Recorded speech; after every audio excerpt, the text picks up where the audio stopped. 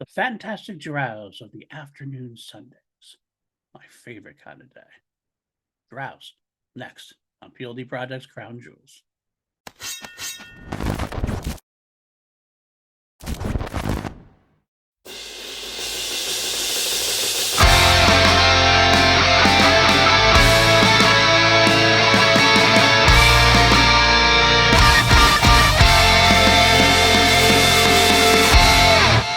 What's up, everybody? Welcome back to PLD Project's Crown Jewels. I'm your host, PLD, and this is the podcast where I take you on a journey through the entire Queen catalog, including solo adventures. We listen to every song, every version of every song, and try to figure out which is the best version of every song or the crown jewel version of every song as we create our ultimate playlists. Also, give you some history, some notes, some quotes, and of course, we rank it and see if this song is going to slide into my top 10 Queen related songs of all time. Now, how do we do this? Well, it's easy. I don't want to get struck, so I can't really listen along with you.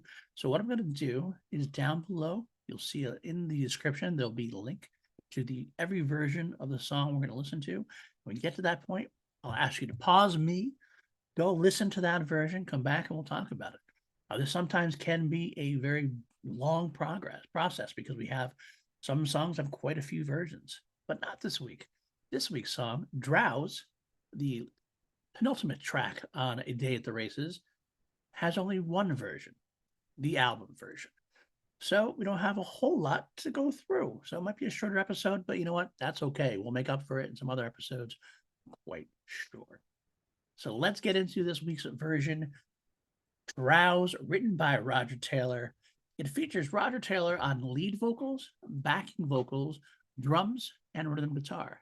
It features Brian May on acoustic and slide guitars. It features John Deacon on bass guitar. That's right. This is a Freddie Mercury-less track. So no other version, no single version, no demo version, no edit version, and no live version because this song was never attempted by the band live. Makes sense that not many of the Roger and Brian led songs were tried throughout the Queen era, the Freddie era, and even when we got into the Paul Rogers led era and the Adam Lambert led era, band basically stuck to what they knew. I will say it's one of the criticisms I do have of Queen and Paul Rogers and Queen and Adam Lambert, and I mean criticism in the lightest possible terms. I just would love to see a little more variety from them when Brian and Roger do have their moments in the concerts, when they get to sing to the fans, Brian will always do Love of My Life. Sometimes he'll do 39, sometimes they'll do 39. Roger will always sing Seems Like I'm in Love with My Cars, most likely. Get to sing Under Pressure with Adam as a duet. But when it comes to his singing, he usually will only do Days of Our Lives, These are the Days of Our Lives, or A Kind of Magic. And that's been it for 10 years. I would love to see him shake it up a little. I love those songs, but I would love to see them shake it up now. Do more of a Heaven for Everyone, for example, or in this case, do Drowse. Why not? With that being said, during Queen and Adam Lambert's tour at one point, there was a tie. I can't remember the date or the venue. There was a sound check where a fan got to listen to the sound check from outside, and they did report that indeed Drowse was performed at the sound check. Now, that doesn't necessarily mean anything because I know the rest of the band, Neil Fairclough, who plays bass for Queen and Adam Lambert, Tyler Warren, who plays more extra percussion and additional vocals for the band, Queen and Adam Lambert, they are both huge Queen fans. In fact, when Neil Fairclough did his little bass solo for a while, he would add as many riffs from older, obscure songs that you could shake a stick at. So I would be surprised if they started it off and maybe Brian and Roger kind of joined in and had fun with it. And it might have been just kind of a one-off that way. Never actually intended to be practicing it to play live. But I would definitely love to see it done. I would love to see it tried. So, all right, let's get into some of this history there. Like I said, Freddie, let's track Roger on those vocals and drums and guitar for the most part. Brian adding a slide guitar although he never fancied himself really a slide player. So it's very rare we get some Brian on slide guitar, but so it's very unique in that fashion. How do you describe the song? What's best probably left to the author himself.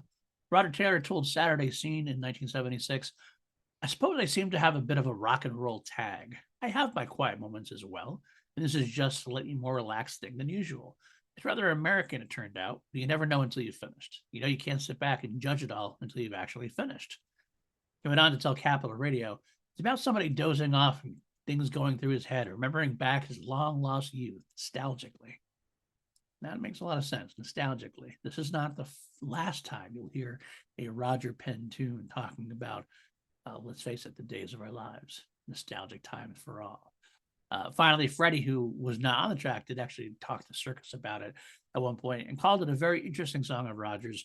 Roger's very rock and roll, but it's got this great slide guitar from Brian. It's a very hummable tune, actually. I sing it all the time. Well, maybe there was a Freddie led track at some point. Maybe Freddie demoed the vocal. I'd love to hear Freddie sing it. I mean, that's no slight on Roger. I love Roger's voice. I'm the kind of guy who would love to hear Freddie leading everything and then another version of Roger leading everything. I love both their voices. So maybe someday that will surface somewhere. If it exists, we don't really know. All right, without further ado, let's get into it. In the description below is that link to the studio version, the album version. So pause me, click on that, and we'll come back and we'll talk about the studio version.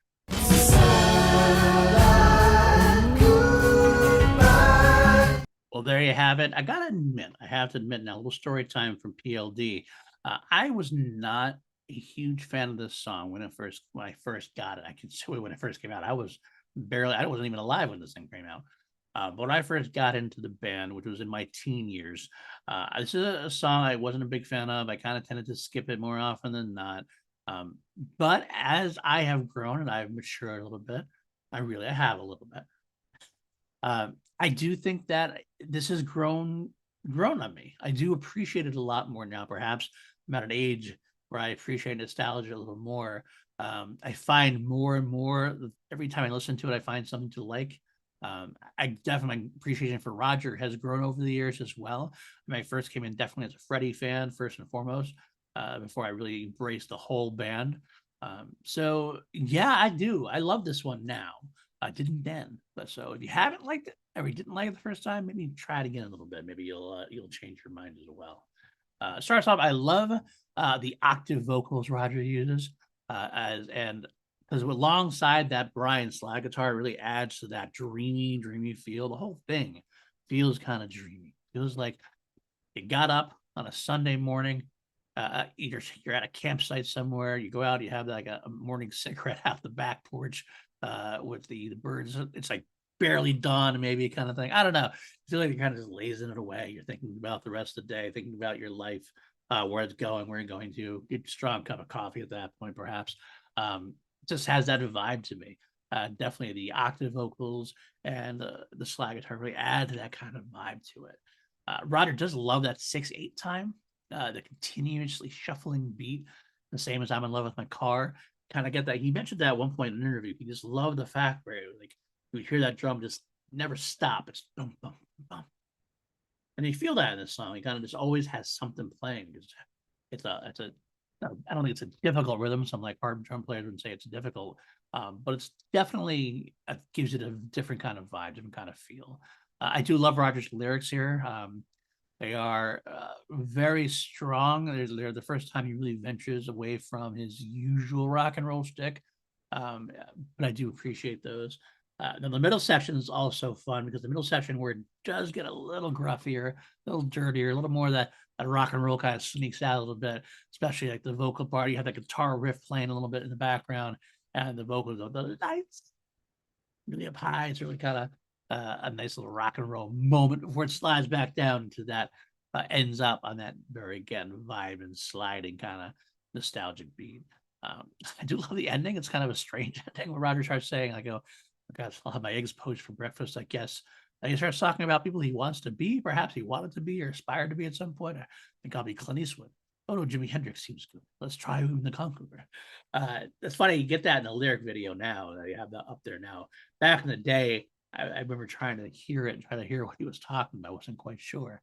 But it makes sense. Yeah, so that's where we are at that. I do like it now a lot more than I did. What do you think about it? Leave those comments below and tell me how you feel about Drowse.